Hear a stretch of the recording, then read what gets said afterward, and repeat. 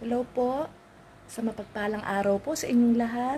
Muli po ang inyong lingkod, Melissa Amil, ay bumabati po na isang magandang araw sa inyong lahat. God bless po. Ngayon po ako po ay maglilinis ng aking bahay muli. Ang huling linis ko yata ay 2 weeks ago. If I'm wrong, hindi ko na maalala. Pagka naman may edad na, makakalimutin. Buhayin ko nga ilaw, medyo Yan. Okay na po yung mata ko. Healed na. Dilinis na po ako ng aking tahanang tahimik. Yan ang aking sandata. Walis. Ngayon, magsisimula po ako. Dito, wala tong ilaw Yan. Bali, aanin ko lang muna ito kasi natatakot po ako baka mamaya makuryente ko Tanggalin ko po yung mga ali-alikabok. Pero isang araw ko, ipapaano ko to. Ipapakalas-kalas ko yan sa nagagawa ng electric pan. Lilinisin one by one tong pinaka-LC ho. Yan, yung kahoy na yan. Yan, one by one ho yan. Lilinisin kasi maalikabok ho yung ano yan. Yan, yung ganito. Kailangan ho yan basain. Ayan. Pansamantala, ganyan-ganyan muna ho. Total naman, saradong-sarado itong bahay ko. Ayan, magsisimula ako dito sa sulok. Pakahirap naman kasi nang walang handle ng cellphone. Huwag mahuhulog. Cellphone. Ay, hindi ako nakapag-exercise. Tingnan nyo. Giling-giling. Dalawa walis ko Ito, tsaka. Ito, liter sun ng aking mga pusa sa likod. Ng aking pusa. Isa lang pala pusa. Gahanap nga ako ng isa Baka may bibigay kayo sa akin na medyo may lahi. Para si Mikmik ay hindi naman malungkot.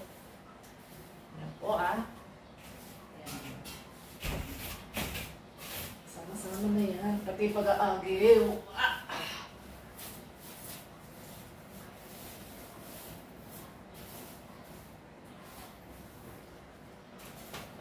Hindi naman madumi. Totally, hindi naman madumi talaga ang bahay ko. Kasi wala naman akong bata dito. Walang nagdudumi. Kung ano po yung itsura ng bahay ko, yun po yung madadatnan. Yun po. Wait lang ha. Kaya po ang bahay ko ay walang nagdudumi, walang nagkakalat. Ako lang. Ako lang po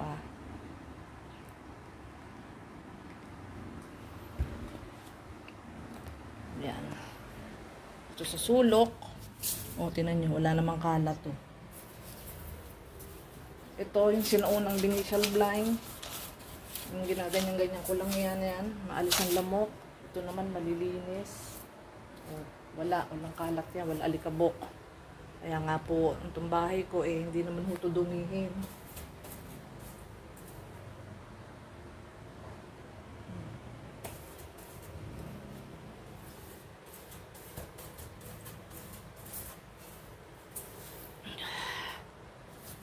Naglilinis, hawak ang cellphone. Kunin ko muna yung tuwalya dun sa labas kasi ano ko yun dito sa akin. Yan, malinaw.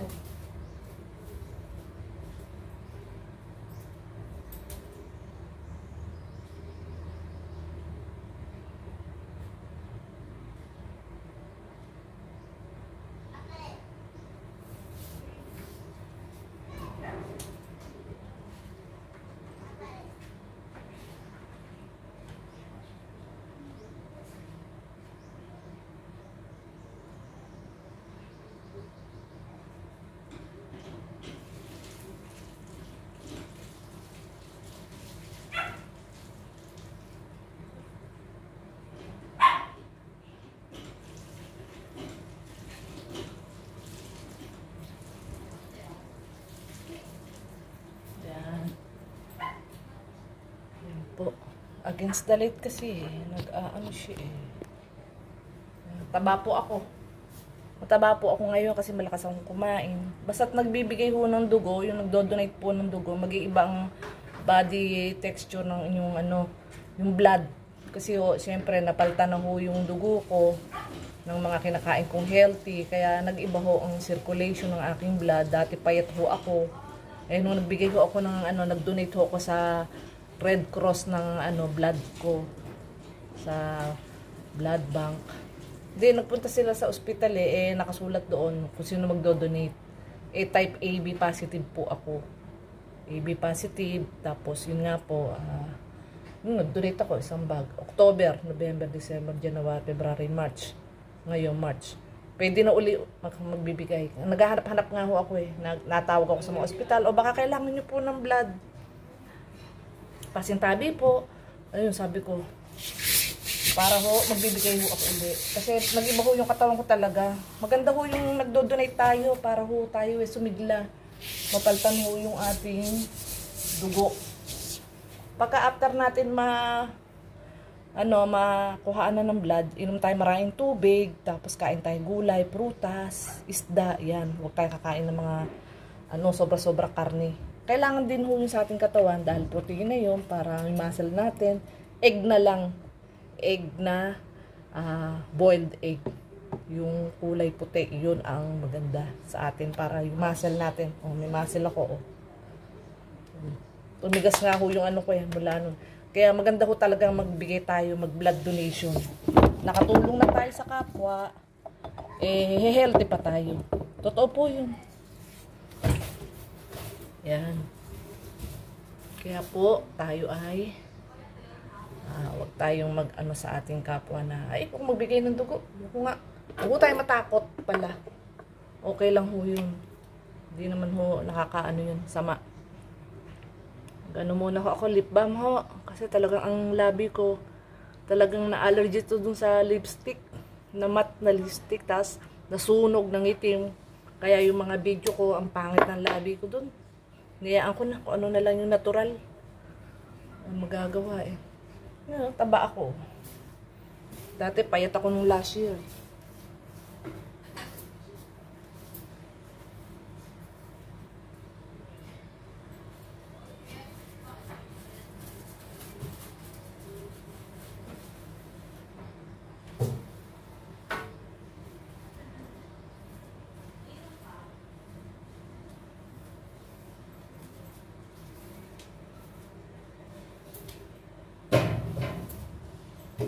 Gusto ko malinis ito, itong front desk ko, itong front na aking table, kasi para pagpasok, tapos yung sikat ng araw, pagpasok ng ganyan, ito pintuan, malinis, maganda, maaliwalas.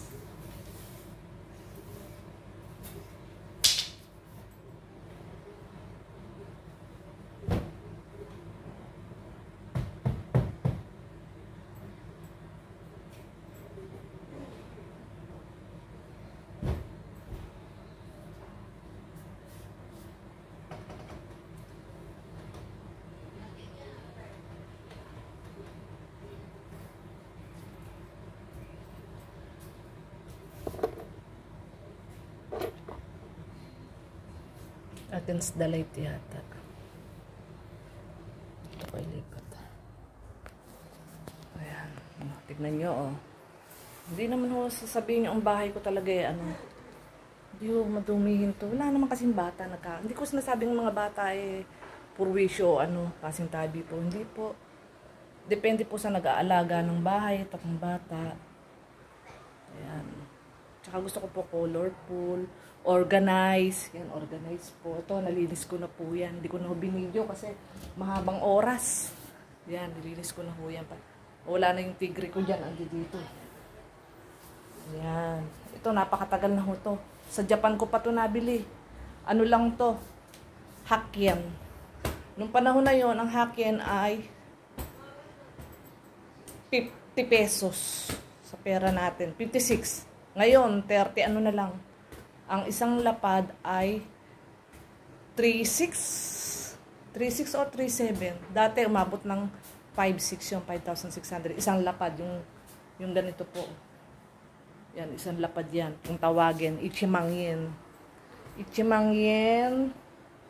Tapos, sengyen. Ang sengyen ay, noong panahon ay, sengyen 560.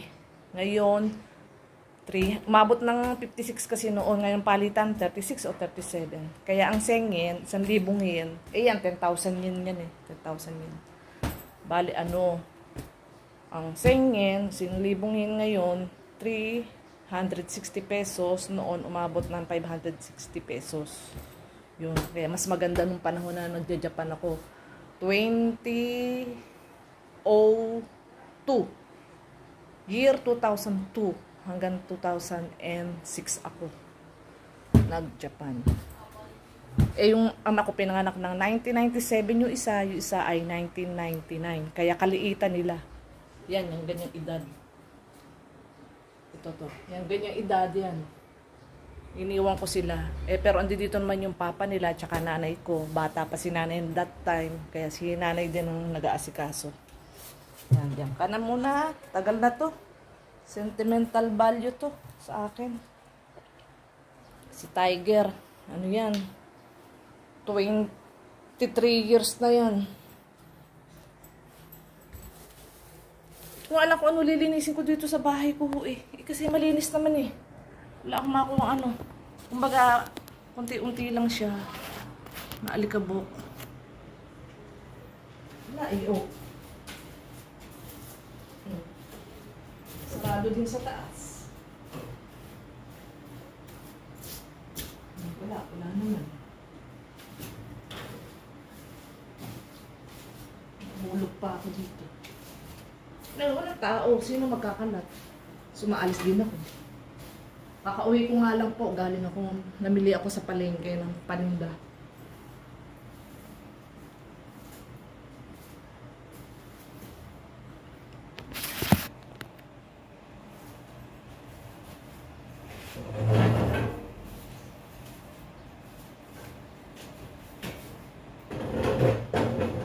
Helmet ng anak. Dalawa po yun. Isa rin ang bago.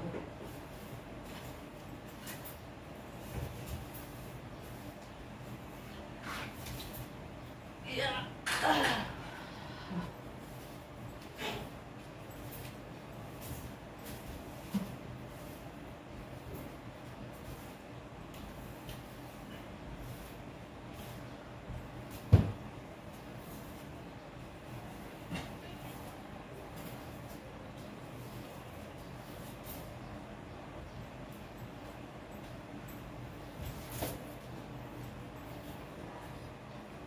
May popromote pala ako sa inyo ano.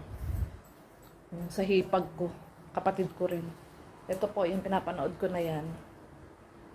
Yan. Please like and subscribe po to Tala Asoge. Tala Asoge YouTube channel po. Yan. Marami kayong matututunan diyan kasi sa probinsya ho yan eh. Yan, katulad niyan no. Nagluluto sila ng ano. Nagluluto sila ng banana chips. Kasi marami silang puno doon ng ano, saging. Tapos yan, nagbabanana chip, naglalaga. Yan o. Marami kayong matututunan. Panoorin nyo. Panoorin nyo. Hanapin nyo lang. Search nyo Tala Asoge. Ang ano doon profile, yung hipag ko na mahaba buhok. Yun. Ano, probinsya life. Ganun. Yan o. Sisild nila. Yan, pinapanood ko po yan. Para ano na rin sa aking hipag. Doon ang kapatid ko kasi, yung kapatid kong lalaking bunso. Doon ang nakatira. Eh may pamangkin akong isa doon, yung anak niya kay Ceci, kay Tala Asoge. Panoorin niyo po. Eh. Yan po. Malinis naman po ang bahay ko. Hindi naman ano. Wala nga akong winawalis eh. Hanggang dito na lang muna po ha. Kasi di na po aabot yung oras. Tagaktak na rin ako ng pawis. Kasi malikot ako eh. Nag-ano-ano katawan ko. Ito muna po ako. Nandito na lang po. Please like, subscribe to my YouTube channel, Melissa Amin. I love you all. Bye-bye po. God bless.